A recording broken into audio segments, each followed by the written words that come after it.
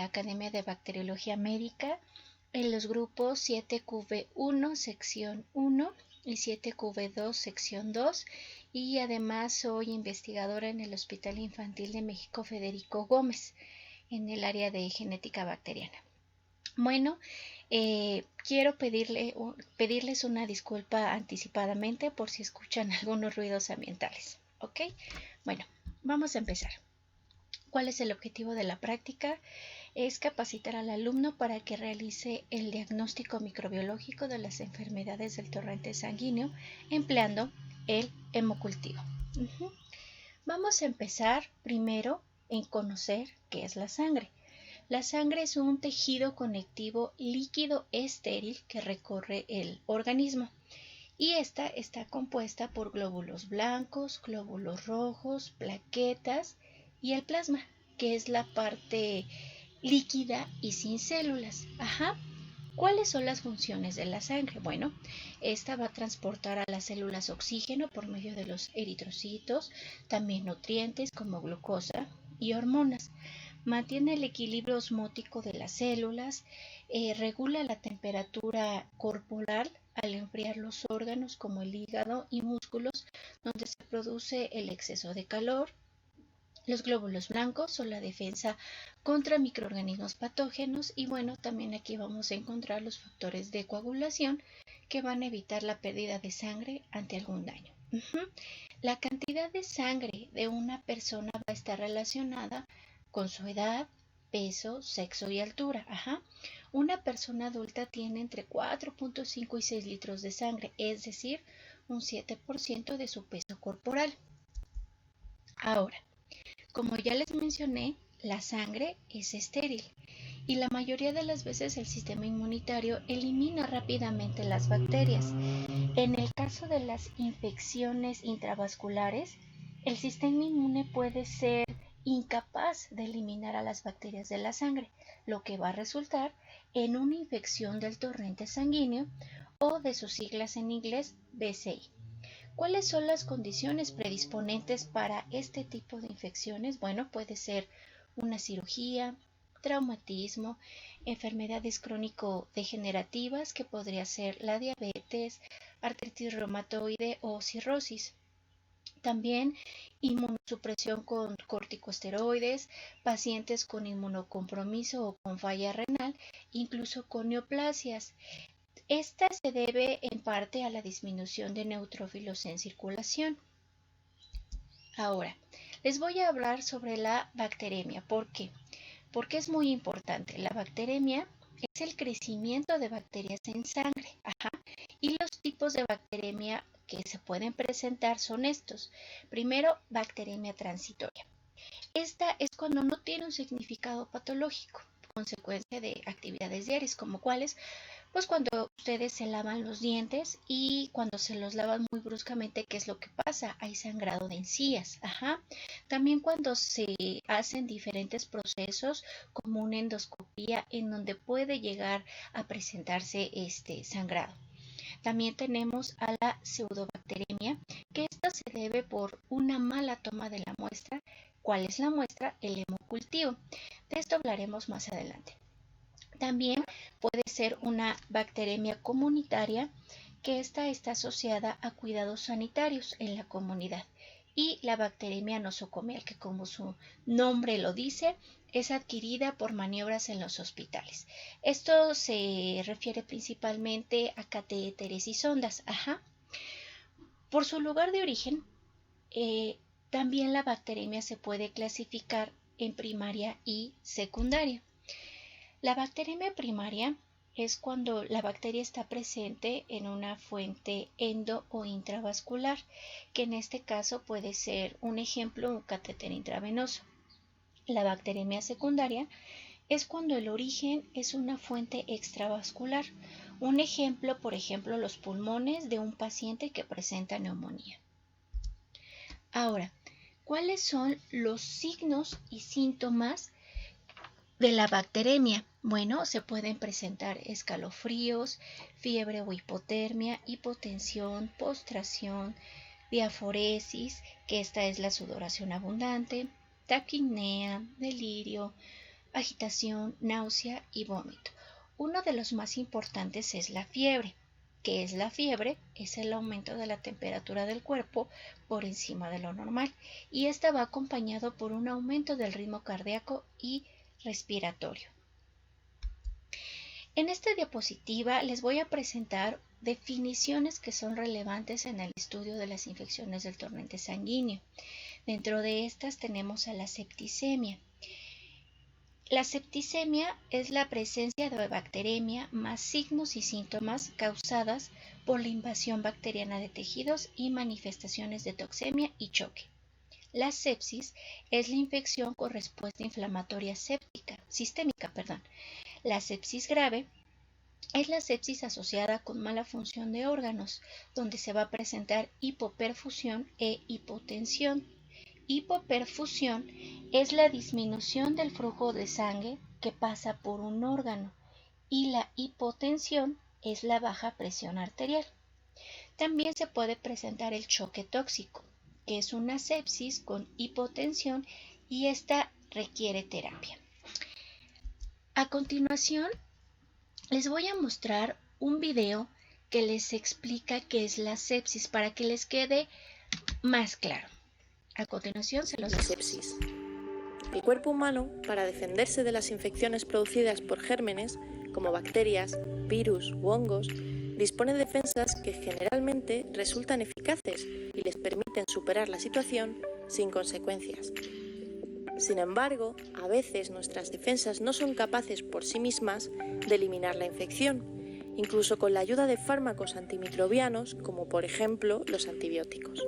Para evitar que la infección se extienda desde el foco al resto del cuerpo, el organismo produce sustancias que inflaman los tejidos que rodean el foco y evitan que los gérmenes se propaguen. Si el organismo no es capaz de frenar la infección y los gérmenes pasan al torrente circulatorio, se produce una respuesta inflamatoria masiva que puede dañar los órganos vitales como el cerebro, los pulmones, el hígado, los riñones y el corazón. Esta situación fisiológica generalizada del organismo es lo que conocemos como sepsis. Si no se detecta y no se trata a tiempo en un centro hospitalario, estos órganos imprescindibles para la vida se verán afectados gravemente y dejarán de funcionar. Hablamos entonces de un shock séptico que puede terminar en la muerte del paciente. Debemos estar atentos a los siguientes signos que pueden alertarnos de una sepsis en fase inicial. Aumenta el ritmo cardíaco por encima de 90 pulsaciones, se eleva la frecuencia de la respiración, la temperatura corporal se eleva por encima de 38 grados y desciende por debajo de 36, baja la tensión arterial, se pueden producir vómitos o náusea, se reduce el volumen de la orina, hay confusión o pérdida de conciencia. Es muy importante detectar y tratar a tiempo la sepsis en el hospital para frenar su evolución. Cada minuto, cada hora perdida eleva el riesgo para el paciente y pone en peligro su vida. Si detectas cualquiera de estas circunstancias, piensa en sepsis y solicita ayuda médica urgente.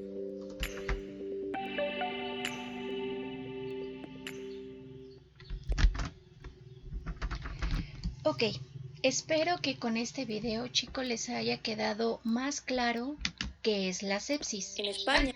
Ya, pasemos a la siguiente. Quiero que les quede claro que la mortalidad de las infecciones del torrente sanguíneo oscila entre el 17 y 29%, por lo cual la intervención clave para disminuir la mortalidad de estas se hace con el muestreo de un hemocultivo. Y ojo, chicos, el hemocultivo, si se puede, debe realizarse antes de la administración de los antibióticos, ¿ok? Bueno, ahora, ¿qué es un hemocultivo? Este consiste en una muestra de sangre a través de una venopunción de un paciente sospechoso de tener una infección del torrente sanguíneo. Este es el estándar de oro para el diagnóstico de estas infecciones y debe acompañarse además de pruebas serológicas y pruebas de detección de ácidos nucleicos. La sangre se inocula en una botella de hemocultivo, que ésta puede contener un medio líquido o un medio bifásico. La concentración de las bacterias en la sangre, chicos, en pacientes que presentan infecciones del torrente sanguíneo es muy baja, por lo cual es necesario hacer un hemocultivo. Esa es la razón por la cual no podemos nosotros sembrar la sangre directamente en una placa de agar, ya que no se puede llegar a detectar la presencia de bacterias que están recorriendo la sangre del paciente. Por ello, la importancia de nosotros realizar un muy buen hemocultivo. Ahora, ¿cuál es la clasificación del hemocultivo? Bueno, un hemocultivo se puede clasificar dependiendo del tipo de paciente, si este es inmunosuprimido, inmunocompetente, si es un adulto o es pediátrico.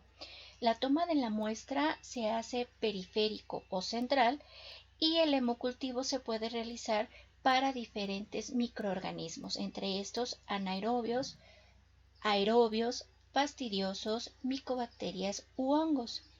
Y la metodología empleada se pueden ocupar métodos convencionales o manuales, que en este caso las botellas de hemocultivo ustedes las van a colocar en una incubadora estática y lo que se hace es que ustedes revisan diariamente el hemocultivo para detectar visualmente si ya existe el crecimiento de algún microorganismo.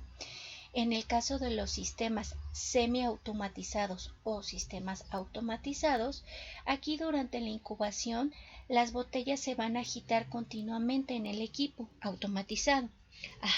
Y la producción de dióxido de carbono, que es producido por los microorganismos en las botellas, se va a controlar continuamente por la detección colorimétrica o fluorescente. Aquí en estas imágenes les muestro algunos equipos automatizados. En la imagen superior van a ver que parece como si fuera una centrífuga, y en la parte inferior estos son verticales, como si fuera una cava de vinos. Ok, ahora, ¿cuándo practicamos nosotros un hemocultivo? Bueno, un hemocultivo se va a practicar cuando hay presencia de septicemia a partir de un foco infeccioso y se puede presentar temperatura, taquicardia, escalofrío e incluso postración. También cuando hay una infección crónica diseminada o cuando hay una diseminación de infecciones graves como la neumonía y meningitis, cuando hay infección intravascular localizada, que puede ser una endocarditis bacteriana, cuando hay presencia de infecciones sistémicas como fiebre tifoidea, fiebres entéricas o brucelosis. También cuando hay infecciones iatrogénicas, que estas se deben principalmente a catéteres, y cuando hay una presencia de una sepsis neonatal. Ahora, ¿cuándo hago la extracción de la sangre para un hemocultivo?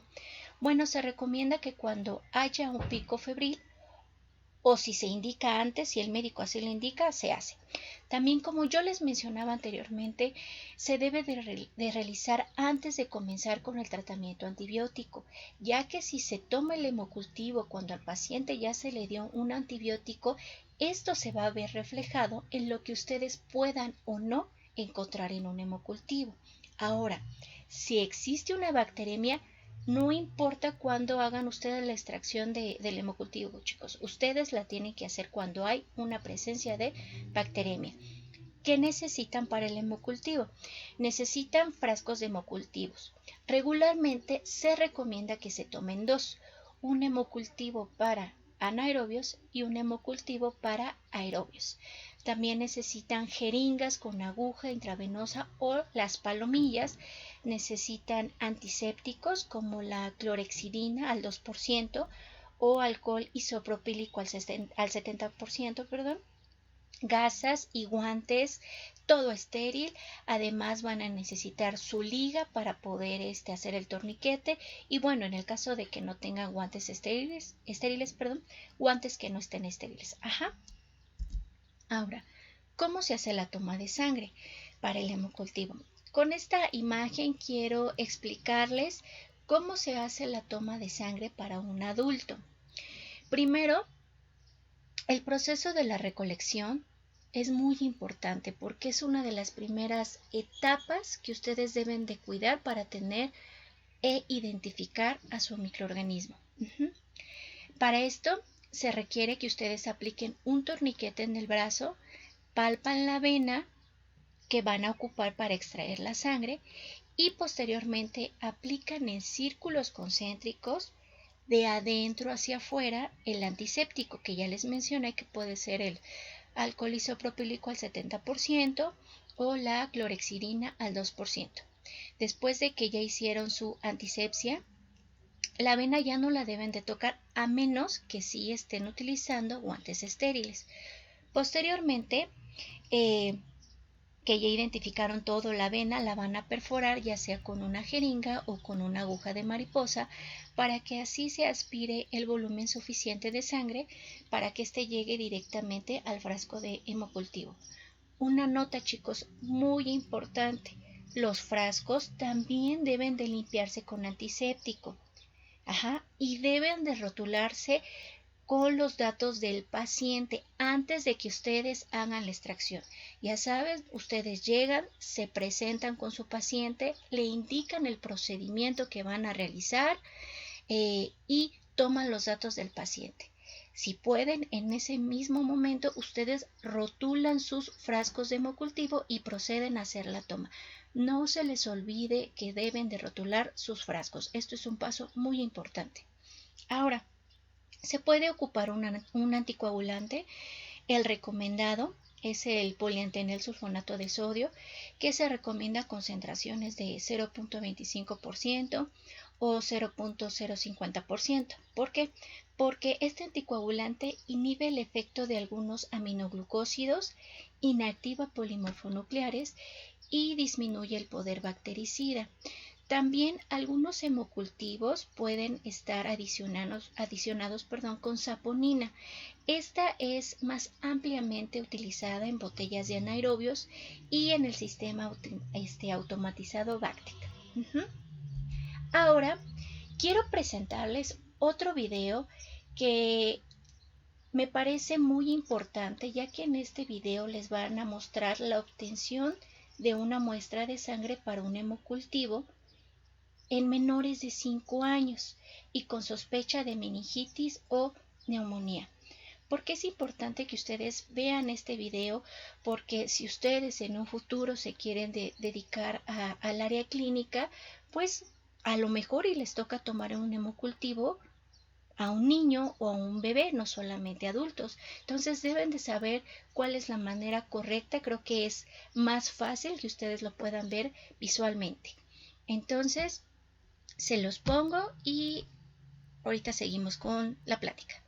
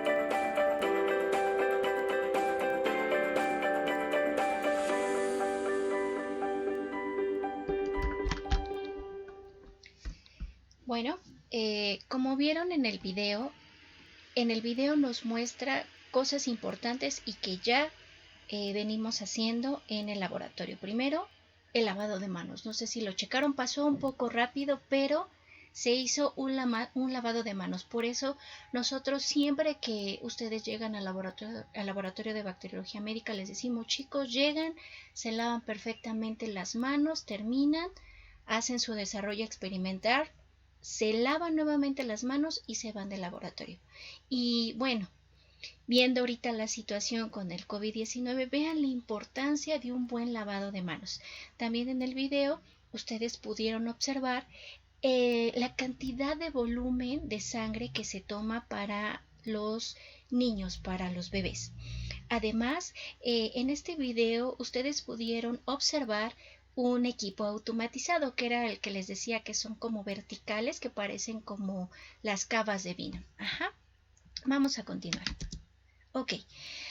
En esta tabla les muestro las especies bacterianas comúnmente cultivadas en hemocultivos. Podemos encontrar tanto especies aeróbicas o especies anaeróbicas facultativas o aerotolerantes. También está dividido por gram positivos, gram negativos y levaduras. En el caso, por ejemplo, si ustedes identifican un Clostridium, un Streptococcus pneumoniae o un Staphylococcus aureus, ustedes saben que estos son gram positivo. En el caso de Streptococcus y Staphylococcus son cocos gram positivos. En el caso de Clostridium son bacilos gram positivos. ¿Qué contaminantes podemos encontrar que sean gram positivos en un hemocultivo? Bueno, podemos encontrar a Bacillus, que es aerobio, o también podemos encontrar a Cutibacterium acnes, a Staphylococcus coagulasa negativa o algunas especies de micrococcus. Con los gram negativos, en un hemocultivo podemos identificar a Pseudomonas aeruginosa, Burkholderia pseudomallei y algunas especies de Acinetobacter. También se pueden encontrar, bueno, retomando estas tres, recuerden chicos que ya las vimos, son bacilos gram negativos no fermentadores. Ajá. Ahora, sigamos. También pueden ustedes encontrar especies de bacteroides, a Escherichia coli, Klebsiella pneumoniae, Salmonellas notifoideas o Salmonella typhi, que estas últimas cuatro, a partir de Escherichia coli, sabemos que pertenecen al grupo de las enterobacterias y estas sí fermentan la glucosa. Ahora, ¿qué contaminantes podemos encontrar de gram negativos? Bueno, no es común que ustedes encuentren a Stenotrophomonas maltophilia, que esta también la vimos en la práctica de bacilos gram negativos no fermentadores, y también pueden encontrar especies de Pseudomonas no aeruginosa. En el caso de levaduras, pueden encontrar a Cryptococcus neoformans y a Candida albicans y Candida glabrata. Ahora, las botellas de hemocultivo, la característica más importante de una botella de hemocultivo es que debe de soportar adecuadamente el crecimiento bacteriano. Para este propósito hay disponibilidad de una gran variedad de caldos y aditivos. En el caso de las bacterias anaerobias se emplean principalmente caldos que tengan un bajo potencial redox. Como pueden ver en esta tabla, los medios de cultivo que usualmente vienen en las botellas de hemocultivo es el caldo TCA, que este es de uso general, pero favorece a especies de Pseudomonas. También tenemos el caldo peptona suplementada, que esta es de uso general, aunque hay estudios en donde también comentan que también favorece a anaerobios. Tenemos el caldo BHI, que es de uso general y favorece levaduras y gram positivos. Tenemos el caldo tioglicolato, que favorece anaerobios, como ustedes ya lo vieron en videos anteriores de la práctica de anaerobios. El caldo tiol, que favorece especies de Streptococcus, el caldo Columbia, que es de uso general, pero también favorece anaerobios, y el caldo Brucella, que favorece a Staphylococcus aureus, Escherichia coli y especies de Cándida. Ahora, ¿qué aditivos pueden tener los hemocultivos? Bueno, pueden tener el anticoagulante que yo ya les había mencionado anteriormente, que es el poliantenil sulfonato de sodio, que inhibe la lisozima y partes de la cascada de complemento y fagocitosis. También inactiva antibióticos aminoglucósidos y a la polimixina. Concentraciones mayores de este anticoagulante promueve cocos gram positivos y disminuye gram negativos. También pueden estar adicionados de extracto de levadura, que esta va a contrarrestar la inhibición del crecimiento de especies bacterianas por el inhibidor. Perdón, ese era el de gelatina. El extracto de levadura promueve el crecimiento bacteriano. En el caso de la saponina que ya les había mencionado, este es un agente lítico y también puede llegar a promover especies de Streptococcus. También pueden estar adicionados de los factores emina y NAD, que estos, como de igual manera ya lo vieron en sus videos anteriores, promueven a Haemophilus influenzae y especies de Neisseria. También pueden tener piridoxina, que promueve a Streptococcus, y cisteína, que es un agente reductor y mejora la recuperación de bacterias anaerobias y de Streptococcus pneumoniae. Ahora, en esta diapositiva les muestro en la figura superior un hemocultivo bifásico y en la parte inferior hemocultivos líquidos, que son los comerciales. En el caso de las botellas bifásicas, estas pueden ser una opción para que ustedes les facilite la detección del crecimiento, ya que consiste en una fase líquida y en una fase sólida. Estas botellas fueron desarrolladas por primera vez por Ruiz Castañeda en 1947 para el aislamiento de Brucela. Y como ya lo saben, las especies de Brucela crecen lentamente, por eso fue la necesidad de prolongar los tiempos de incubación. Ahora, ¿qué concentración ustedes van a encontrar de microorganismos en la sangre de pacientes con infecciones del torrente sanguíneo? Bueno, como yo les había comentado, es baja. Esta varía entre menos de una unidad formadora de colonias por mililitro y 10 unidades formadoras por mililitro de sangre. El volumen se debe de respetar una proporción de sangre caldo de 1 a 5 y 1 a 10 para optimizar el crecimiento. La CLCI recomienda tomar 2 hemocultivos de 20 a 30 mililitros cada 24 horas en adultos. Esto para evitar perder a la bacteria por la baja carga, y se recomienda tomar muestras de volumen lo más grande posible para este hemocultivo, por lo cual si ustedes suman van a tener un total de 40 a 60 mililitros. En el caso de niños menores de 36 kilogramos deben tomarse volúmenes de 2 a 6 mililitros máximo, y esto, bueno, ustedes también lo pudieron observar en el video. La incubación. La incubación debe de ser de 5 a 7 días a 35 grados centígrados. La Sociedad Americana de Microbiología recomendó este periodo de incubación en su edición 2004, y el transporte al laboratorio debe de ser inmediatamente. Si no lo pueden hacer, estos hemocultivos se pueden incubar a 35-37 grados centígrados, no más de 2 horas.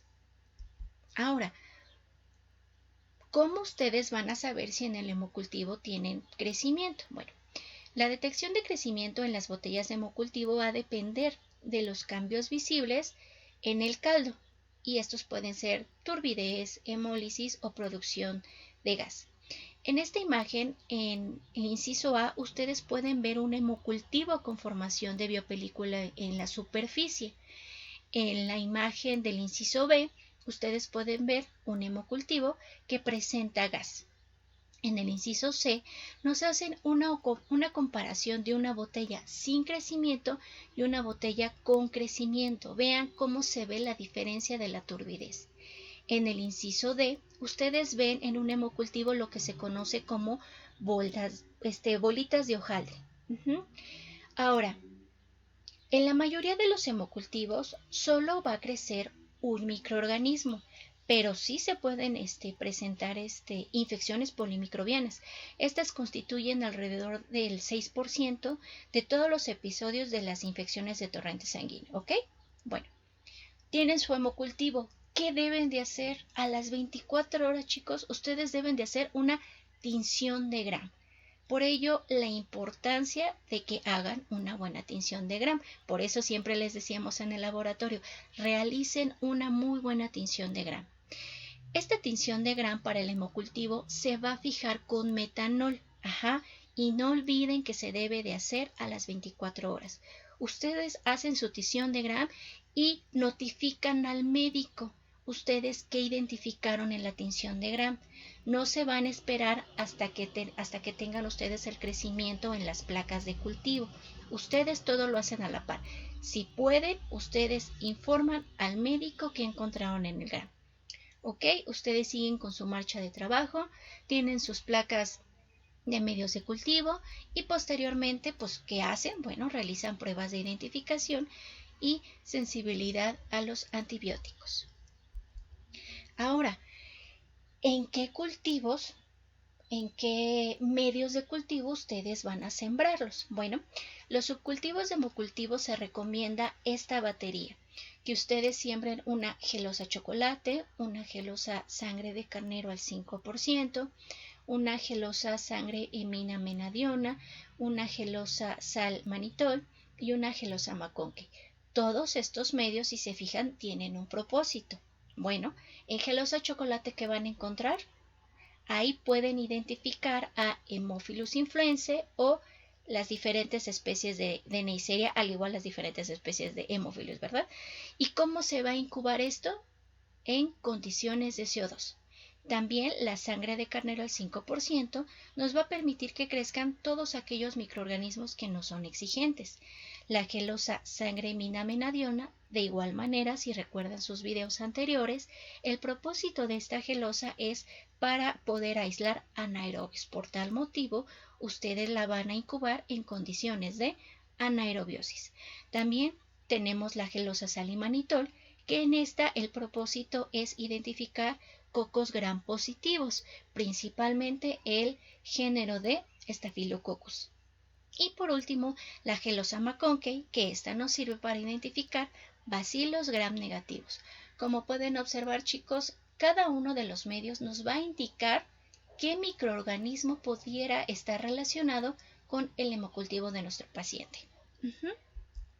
Ahora, ya tienen identificado su microorganismo, ¿qué van a reportar? Bueno, ustedes deben de informar al médico el microorganismo identificado con su prueba de susceptibilidad. También, en el aislamiento de bacterias que son de reporte obligatorio según la norma 017 SSA 2012 para la vigilancia epidemiológica, ustedes deberán enviar la muestra al laboratorio de referencia. Uno de estos podría ser el INDRE. También la CLCI en el 2007 sugirió indicadores de calidad que nos van a ayudar a controlar las fases de la toma de nuestro hemocultivo. Dentro de estas fases está la fase preanalítica, que en esta fase preanalítica toma en consideración la toma de la muestra. Por eso yo les hacía tanto énfasis en la toma del hemocultivo, cómo se debe de hacer, todas las precauciones que ustedes deben de tomar para tener un buen hemocultivo y que no se les contamine. También considera la fase analítica, que aquí mencionan que debe de haber una concordancia de la tinción de Gram con el resultado final. ¿A qué nos referimos a esto? Que si ustedes en el Gram de las 24 horas identifican un bacilo Gram negativo, pero después en sus medios de cultivo no tienen crecimiento en el agar McConkey, pero tienen crecimiento en el salimanitol, no hay concordancia, ¿verdad? Entonces, por eso también la importancia de realizar una muy buena tinción de Gram. Y por último, la fase postanalítica, que esta nos habla sobre los resultados de un cultivo positivo con un valor de alerta. Esto significa que si ustedes, el paciente, pues está cursando por una septicemia, pues se espera que en el hemocultivo nos dé positivo. Y se menciona el valor de alerta porque esto se maneja principalmente en los sistemas automatizados. Muy bien. Ahora, vamos a hacer un ejercicio. Tenemos este caso clínico que me voy a permitir leérselos y para que lo resolvamos. Tenemos un paciente masculino de 20 años de edad con antecedentes de lupus eritematoso sistémico, de 10 años de evolución, en tratamiento con cloroquina, presenta insuficiencia renal crónica de 8 años de evolución y tratada con eritropoyetina, hierro sacarato, alfacalcidol, cursa por hemodiálisis 3 veces por semana desde hace 1 año y medio. Presenta hipertensión arterial en tratamiento con el termisartán. Además, presenta un cuadro de fiebre de 2 meses de evolución y, bueno, al presentar un pico febril muy elevado durante una hemodiálisis, es enviado al hospital para su evaluación. Al examen físico se encuentra al paciente en malas condiciones generales, febril, con soplo diastólico 4-6, edema en dorso y palma de mano derecha y dermatosis consistente de petequias y equimosis. Se hace el diagnóstico presuntivo de endocarditis bacteriana y se solicitan estudios de laboratorio. Dentro de estos que se solicita un hemocultivo. Ahora, ¿qué batería de medios de cultivo ustedes deben implementar, chicos? ¿Ok? Si recuerdan, debemos de utilizar una gelosa chocolate, una gelosa sangre al 5%, gelosa salimanitol, gelosa McConkey y su gelosa sangre minamenadiona, los cuales se van a incubar a las condiciones y temperaturas adecuadas.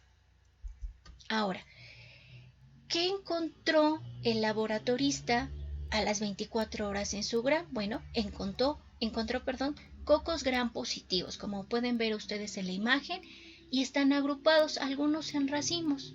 ¿De quién pudieran sospechar, chicos? ¿Qué encontró en sus medios de cultivo? Solamente encontró crecimiento en la gelosa sangre y en la gelosa salmanitol. En la gelosa sangre se presentaron colonias blanco crema con una presencia de una beta hemólisis. En el agar salimanitol hubo crecimiento en la placa y el microorganismo está utilizando el manitol.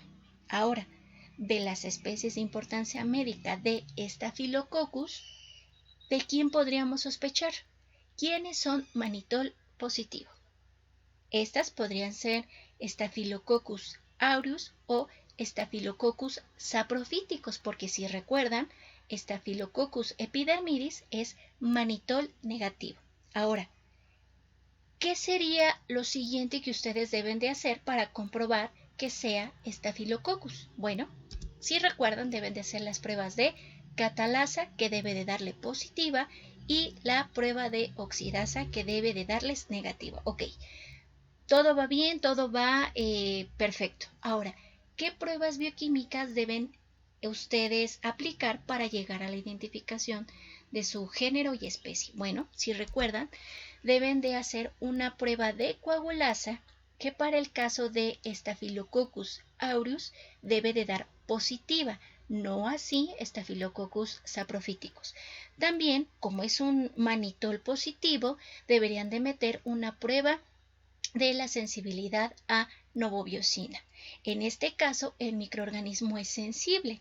Y sí, en efecto, Staphylococcus aureus es sensible a novobiosina, no así Staphylococcus saprophyticus, que si recuerdan, esta especie es resistente a la novobiosina, presentando un halo de inhibición mayor a 16 milímetros. Entonces, el microorganismo que está causando la endocarditis bacteriana en nuestro paciente de 20 años que presenta además lupus eritematoso y una falla renal es Staphylococcus aureus. ¿Ok? Vean la importancia, chicos, de hacer una buena toma de hemocultivo, hacer un gram, hacer una buena siembra de sus medios de cultivo que no quemen a las bacterias. Vean cómo todo es muy importante cuando ustedes tienen que dar un resultado de un paciente. Esa es la seriedad que nosotros debemos tener cada vez que estamos trabajando con muestras biológicas, ¿sale? Bueno, ahora, ¿cuál va a ser la actividad que les voy a pedir para este tema? Bueno, su actividad de reforzamiento es la siguiente. Ustedes van a completar el reporte de esta práctica en su cuadernillo y van a considerar lo siguiente. Si se fijan, tenemos una tabla que está dividida en 2 columnas que va por las primeras letras de su apellido paterno y la bacteria. Por ejemplo, si mi apellido paterno es Mendoza, por lo tanto, pues debo de llenar mi cuadernillo como si en el laboratorio yo hubiera aislado e identificado a Listeria monocytogenes. Bueno, ya sé que yo aislé Listeria monocytogenes. ¿Qué debo de hacer? Bueno, debo de realizar un diagrama de identificación para este microorganismo, en donde debo de incluir medios de cultivo, en qué medios de cultivo me puede crecer y las pruebas bioquímicas que yo voy a implementar para llegar a la identificación de mi género y especie. Si requieren ustedes más cosas para llegar a la identificación, sean libres de adicionarlas y no olviden anotar las referencias consultadas.